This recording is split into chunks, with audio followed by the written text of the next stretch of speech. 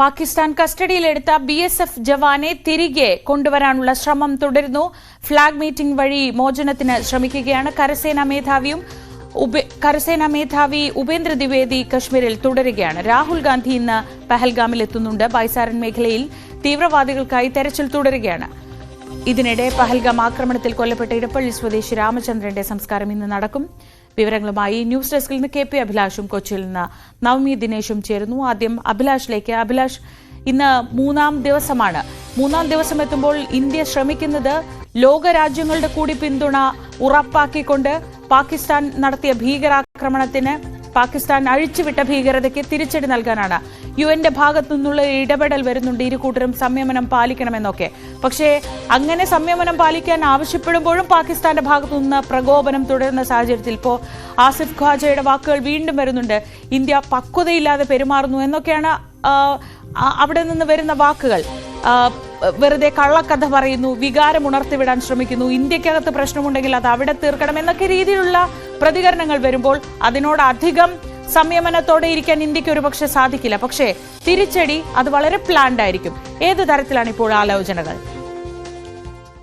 ശ്രീജ സൂചിപ്പിക്കുന്ന പോലെ തന്നെ പാകിസ്ഥാന്റെ ഭാഗത്ത് നിന്ന് പ്രകോപനം തുടരുന്ന പശ്ചാത്തലത്തിൽ ഇന്ത്യയുടെ മറുപടി എന്ത് എന്നത് വളരെ പ്രധാനപ്പെട്ടതാണ്. പക്ഷേ നമ്മൾ കഴിഞ്ഞ ദിവസം അടക്കം റിപ്പോർട്ട് ചെയ്യുന്നത് പോലെ തന്നെ പാക് ഉപപ്രധാനമന്ത്രിയാണ് ഈ ഭീകരവാദി ആക്രമണത്തിൽ പാകിസ്ഥാന്റെ പങ്കിന് എന്ത് തെളിവാണ് ഇന്ത്യക്കുള്ളത് എന്ന ചോദ്യം ചോദിച്ചിട്ടുള്ളത്. അതുകൊണ്ട് തന്നെ അന്താരാഷ്ട്ര സമൂഹത്തിന് മുന്നിൽ ഈ തീവ്രവാദി ആക്രമണം എന്നത് പാകിസ്ഥാൻ സ്പോൺസേഡ് ആണ് എന്നതിന്റെ കൃത്യമായ തെളിവുകളും വിവരങ്ങളും അടക്കം നൽകുന്നതിനുള്ള നീക്കം തന്നെയാണ് ഇന്ത്യയുടെ ഭാഗത്ത് നിന്നുണ്ടാകുന്നത്. ഇപ്പോൾ ഐക്യരാഷ്ട്രസഭയുടെ ഭാഗത്ത് നിന്ന് ഒരു ആവശ്യമുണ്ടാകുന്നത് ഇന്ത്യയും പാകിസ്ഥാനും സംയമനം പാലിക്കണം എന്നുള്ളതാണ്. അതായത് നയതന്ത്ര ബന്ധങ്ങൾ അടക്കം ഇന്ത്യ വിച്ഛേദിക്കുന്ന ഒരു നിലപാട് സ്വീകരിക്കുമ്പോൾ ഏതാണ്ട് പൂർണ്ണമായും നയതന്ത്ര ബന്ധങ്ങൾ ഇല്ലാതാകുന്ന ഒരു സാഹചര്യത്തിലേക്ക് എത്തിക്കുകയും ചെയ്യുന്ന പശ്ചാത്തലത്തിലാണ് ഐക്യരാഷ്ട്രസഭ ഇങ്ങനെ ഒരു ആവശ്യം മുന്നോട്ട് വെച്ചിട്ടുള്ളത്. പക്ഷേ ഇന്ത്യ നേരത്തെ തന്നെ സിന്ധു നദീജല കരാർ മരവിപ്പിക്കുന്നത്, അതോടൊപ്പം തന്നെ അതിർത്തികൾ അടച്ചിടുന്നത്, ഇന്ത്യയിലുള്ള പാക് പൗരന്മാരോട് രാജ്യം വിടാൻ ആവശ്യപ്പെട്ടത്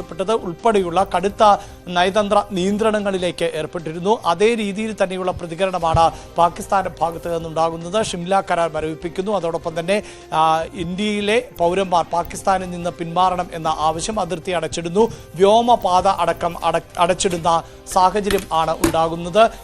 ഇന്ത്യയെ സംബന്ധിച്ചിടത്തോളം തീർച്ചയായും ഇപ്പോൾ നടക്കുന്ന നീക്കങ്ങളിൽ നിന്ന് നമുക്ക് ലഭിക്കുന്ന വിവരങ്ങൾ എന്നത് എത്രയും പെട്ടെന്ന് തിരിച്ചടി എന്നതിന് മുമ്പ് കശ്മീരിനെ കൂടുതൽ ശാന്തമാക്കുക എന്നത് തന്നെയാണ്. ഇപ്പോഴും ഏതാണ്ട് 70ഓളം തീവ്രവാദികൾ ഈ മേഖലകളിൽ ഉൾപ്പെടെ പലയിടങ്ങളിലായി തമ്പടിച്ചിട്ടുണ്ട് എന്ന് തന്നെയുള്ള വിവരം ആണ് ലഭിച്ചുകൊണ്ടിരിക്കുന്നത്. അവരിൽ ഒരു വിഭാഗം ഒരു പക്ഷേ ഈ ആക്രമണങ്ങൾക്ക് ശേഷം ഇവിടെ നിന്ന് പിൻവാങ്ങിയിട്ടുണ്ടാകാം. പക്ഷേ ഉദ്ധംപൂരിലടക്കം ഇന്നലെയും അതിശക്തമായി ഏറ്റുമുട്ടൽ ആണ് നടന്നത്.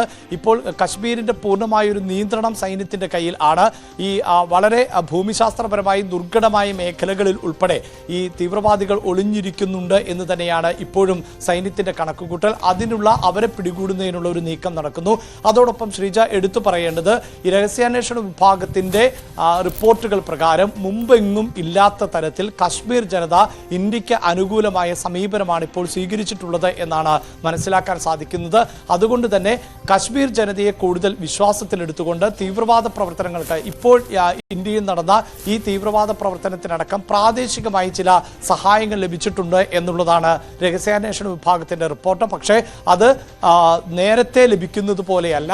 ജനങ്ങൾക്ക് പൊതുവെ ഇത്തരം പ്രവർത്തികളോട് വലിയ വിയോജിപ്പാണ് ഉള്ളത്. അതുകൊണ്ട് ആദ്യം കശ്മീർ ജനതയെ പൂർണ്ണമായും വിശ്വാസത്തിലെടുക്കണം എന്ന ഒരു റിപ്പോർട്ട് ഇന്റലിജൻസ് നൽകിയിട്ടുണ്ട് എന്നാണ് മനസ്സിലാക്കാൻ സാധിക്കുന്നത്. അത്തരം നീക്കങ്ങളാണ് ഇപ്പോൾ നടക്കുന്നത്. അതായത് കശ്മീരിലെത്തിയിട്ടുള്ള ഈ സഞ്ചാരികൾ ആയിട്ടുള്ള ആളുകൾക്ക് പൂർണ്ണ സ്വാതന്ത്ര്യത്തോടു കൂടി തന്നെ ഈ പ്രദേശങ്ങൾ സന്ദർശിക്കുന്നതിനുള്ള അവസരം ഒരുക്കുക. ഒപ്പം അവിടെ ഈ വിനോദസഞ്ചാരത്തെ ആശ്രയിച്ചുകൊണ്ടുള്ള ഒരു സാമ്പത്തിക മുന്നേറ്റമാണ് ഇപ്പോൾ കശ്മീരിൽ നടക്കുന്നത്. അതിന് പൂർണ്ണമായി പിന്തുണ പ്രദേശവാസികൾക്ക് സർക്കാരിന്റെ ഭാഗത്ത് നിന്ന് നൽകുക. ഇങ്ങനെ കൃത്യമായി ജനതയെ വിശ്വാസത്തിൽ എടുത്തതിന് ശേഷം മാത്രം തിരിച്ചടി എന്ന സൂചനയാണ് ഇപ്പോൾ പുറത്തു വന്നിട്ടുള്ളത്. അതേസമയം പാകിസ്ഥാന്റെ ഭാഗത്ത് നിന്ന് തുടർച്ചയായി ഈ തീവ്രവാദ ക്യാമ്പുകളെ സജീവമായി നിർത്തണം എന്ന നിർദ്ദേശമുണ്ട് എന്നുകൂടിയാണ് ഇന്റലിജൻസ് റിപ്പോർട്ട്. അതായത് കഴിഞ്ഞ കുറച്ച് നാളുകളായി തീവ്രവാദ പ്രവർത്തനങ്ങൾക്ക് സാധിക്കുന്ന ഒരു സാഹചര്യം ആയിരുന്നില്ല ജമ്മു കാശ്മീരിലുള്ളത്.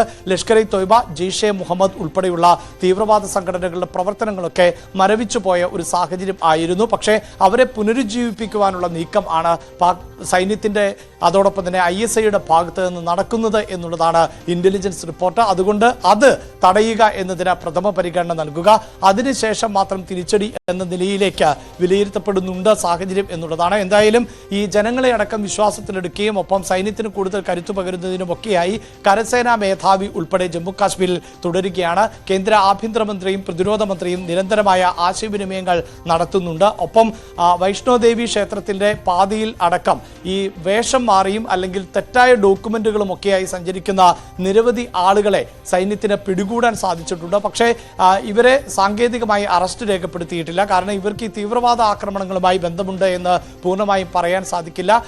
മറ്റു പല സാഹചര്യങ്ങളിൽ ഒക്കെ ഐഡന്റിറ്റി മാറി ഇവിടെ സഞ്ചരിക്കുന്നവർ എന്നുള്ളതാണ് സൈന്യത്തിന്റെ പ്രാഥമികമായ നിഗമനം. ഇതിന് ഇടയിൽ ആയിരുന്നു പാകിസ്ഥാന്റെ ഭാഗത്ത് നിന്ന് കൂടുതൽ പ്രകോപനമുണ്ടാകുന്ന തരത്തിൽ പഞ്ചാബ് അതിർത്തിയിൽ നിന്ന് ജവാനെ പിടികൂടിയിട്ടുള്ളത്, ഇന്ത്യൻ ജവാനെ പിടികൂടിയിട്ടുള്ളത്. കണ്ണ് മൂടിക്കെട്ടിയ നിലയിൽ ഈ ജവാന്റെ ചിത്രങ്ങൾ അടക്കം പാകിസ്ഥാൻ പുറത്തുപിടിക്കുകയും ചെയ്തിട്ടുണ്ട്. പാകിസ്ഥാൻ അവകാശപ്പെടുന്നത് ഈ പഞ്ചാബിലെ അതിർത്തി മേഖല കടന്നു വന്ന ജവാനെയാണ്, ഇന്ത്യൻ സൈനികനെയാണ് പിടികൂടിയത് എന്നുള്ളതാണ്. പക്ഷേ ഇന്ത്യ ആവർത്തിച്ച് വ്യക്തമാക്കുന്നത് പഞ്ചാബിലെ കാർഷിക മേഖല, അവിടെ അതിർത്തി മേഖലകളിൽ അടക്കം കൃഷി വ്യാപകമാണ്. അവിടെ പാകിസ്ഥാനിലെ കർഷകരും ഇന്ത്യയിലെ കർഷകരുമെല്ലാം ഈ അതിർത്തികൾക്ക് അപ്പുറത്തും ഇപ്പുറത്തും നിന്നുകൊണ്ട് കൃഷി ചെയ്യുന്ന സാഹചര്യം ആണുള്ളത്. ഈ കർഷകർക്ക് സുരക്ഷയൊരുക്കുന്നത് അതാത് രാജ്യങ്ങളുടെ സൈന്യം ആണ്. അങ്ങനെ സുരക്ഷയൊരുക്കുന്ന, കൃത്യമായി കർഷകർക്ക് സുരക്ഷയൊരുക്കുന്ന ഇന്ത്യൻ അതിർത്തിക്ക് ഉള്ളിൽ ഉണ്ടായിരുന്ന സൈനികനെ ആണ് ഈ അതിർത്തി ലംഘിച്ചു, അതിർത്തി കടന്നു വന്നു എന്ന് ആരോപിച്ചുകൊണ്ട് പാക് സൈന്യം പിടികൂടിയിട്ടുള്ളത് എന്നാണ് ഇന്ത്യ പറയുന്നത്. ഈ സൈനികനെ വിട്ടുകിട്ടുന്നതിന് വേണ്ടിയുള്ള ചർച്ചകൾ തുടരുക തന്നെയാണ്. സൈനികനെ വിട്ടു നൽകണം എന്ന് ഇന്ത്യ ആവശ്യപ്പെടുകയും ചെയ്തിട്ടുണ്ട്. ഇതിനിടെ ഇന്ത്യ നയതന്ത്രപരമായി സ്വീകരിച്ചിട്ടുള്ള നിലപാടുകൾ, അതായത് സിന്ധു നദീജല കരാർ മരവിപ്പിച്ച് നിർത്തുന്നത്, ഒപ്പം പാകിസ്ഥാൻ പൗരന്മാർ രാജ്യം വിടണമെന്നത്, നയതന്ത്ര ഉദ്യോഗസ്ഥർക്ക് രാജ്യം വിടുവാനുള്ള സമയം, ഇതൊക്കെ സംബന്ധിച്ച ഔദ്യോഗികമായ വിജ്ഞാപനങ്ങൾ പുറത്തിറക്കി കഴിഞ്ഞിട്ടുണ്ട്.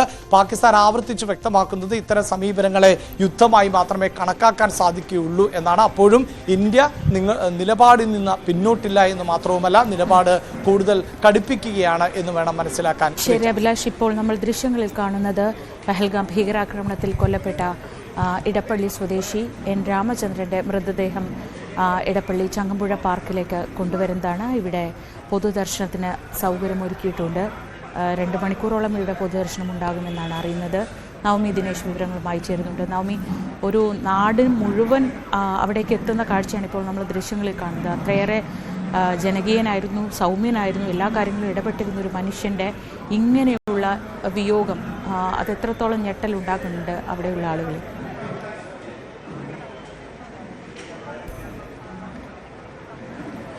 ശ്രീജ, എന്തായാലും രാമചന്ദ്രൻ്റെ മൃതദേഹം ചങ്ങമ്പുഴ പാർക്കിൽ പൊതുദർശനത്തിനായി എത്തിച്ചിട്ടുണ്ട്. അടുത്ത ബന്ധുക്കളും